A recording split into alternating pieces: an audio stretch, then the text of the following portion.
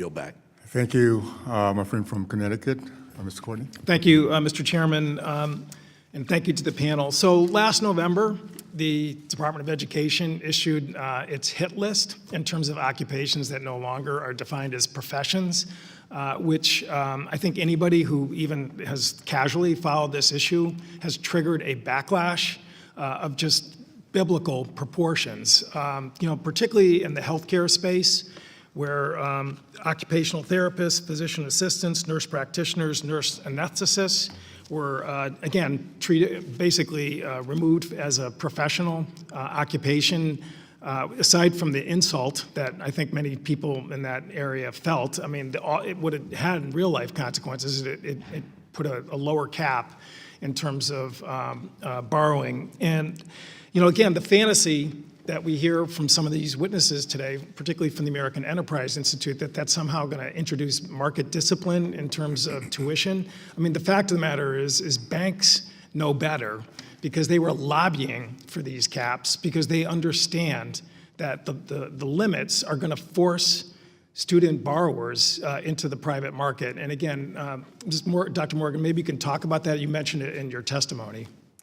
Yes, thank you. So I'll start with that lobbying effort. I think it's important to understand that we saw private lenders place paid advertisements in places like Politico, driving up this idea that student loans were this huge problem and that the thing that we needed to do was to cap them, right? So publicly they're saying we need caps on student loans. Privately, what they were saying to their investors was, we're waiting in the wings. There's a profit opportunity for us here. And I think that those people who you're describing who are locked out of the limits on professional degrees, so particularly, nurse practitioners and other people in these advanced healthcare fields who are not doctors, they're exactly that prime kind of target, right? So for a SoFi or for a Sallie Mae, this is the person who they're going to go after. Those borrowers cannot expect their tuition to decrease to match the federal loan limit.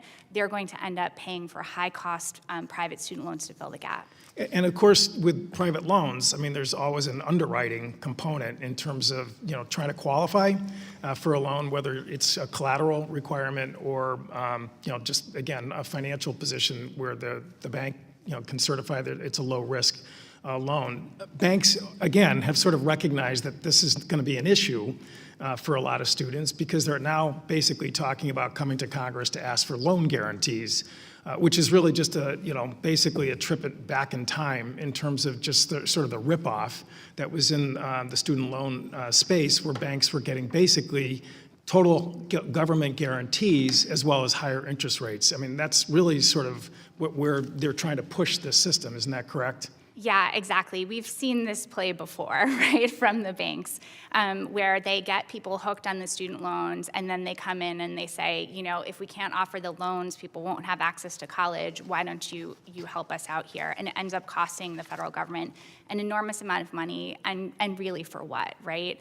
But I think the other thing to think about here is for people who cannot get that loan from a Sallie Mae or a Navient or a SoFi, they're being turned to credit products that are much more predatory and much worse for them than even those private student loans. So we're going to see people taking on credit card debt. We're going to see them increasing their buy now, pay later debt and turning to shadier providers with much higher interest rates and much more onerous terms for default.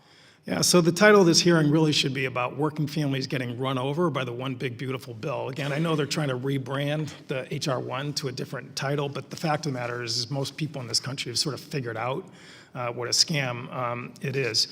The American Nursing Association, when this announcement came out in November, they made it crystal clear. We have a nursing shortage in this country, and this whole enterprise is going to aggravate that nursing shortage. Mr. Chairman, I have a letter from the American Association of Nurse Anesthesiology, which again lays out the reason why, the record of the fact that their members have almost a perfect record in terms of loan repayment, And again, the qualifications are highly stringent. They do incredibly important work. I just had a knee replacement in December. The anesthesiologist did a great job, and I really appreciate that. Again, I would ask that it be entered No objection. into the record. And I would also note that on January 29th, the comment period started for people on this new rule out of the Department of Education. Honestly, I think every member of Congress should be standing up for the healthcare providers, the caring professions, the fact that we have a shortage of critical people in our healthcare system, which is only going to get worse, is being aggravated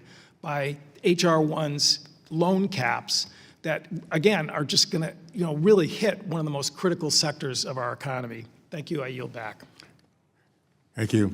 Now I'd like to recognize my friend from Florida, Mr. Fine. Thank you, Mr. Chairman, and I'd like to use